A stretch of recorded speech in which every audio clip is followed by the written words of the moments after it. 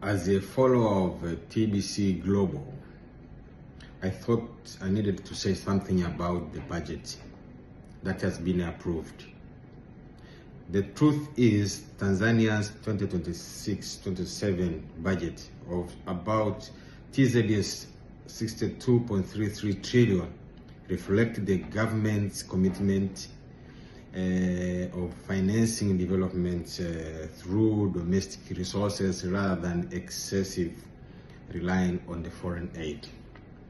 The fact that a significant share of this domestic revenue will be used to service external debt obligation creates an important fiscal balancing act. What I mean is that if TRI fails to meet its revenue targets, the immediate consequences will not necessarily be a debt crisis, but rather increased pressure on the government cash flows and budget execution.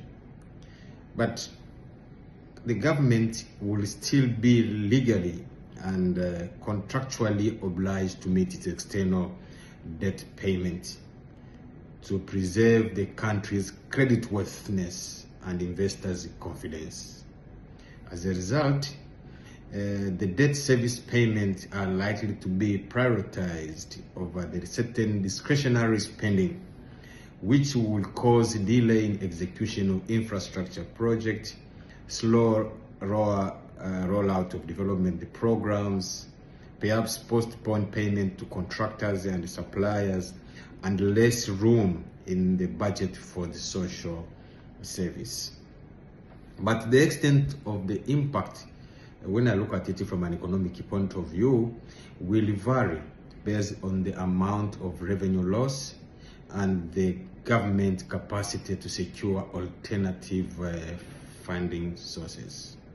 But it is important to view these risks within the broader context of Tanzania's economic fundamentals.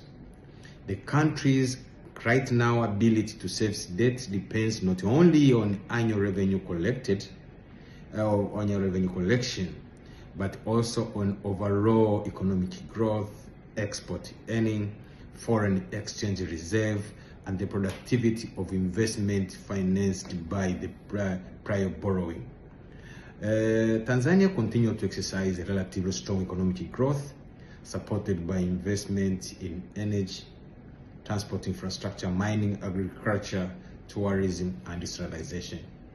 These sectors are expected, when we look at it, to broaden the tax base and create future revenue, enhancing fiscal sustainability in Tanzania. So my fellow TBC Global listeners, this is just a brief about how the approved budget is going to be useful to the future of development of this country. Thank you.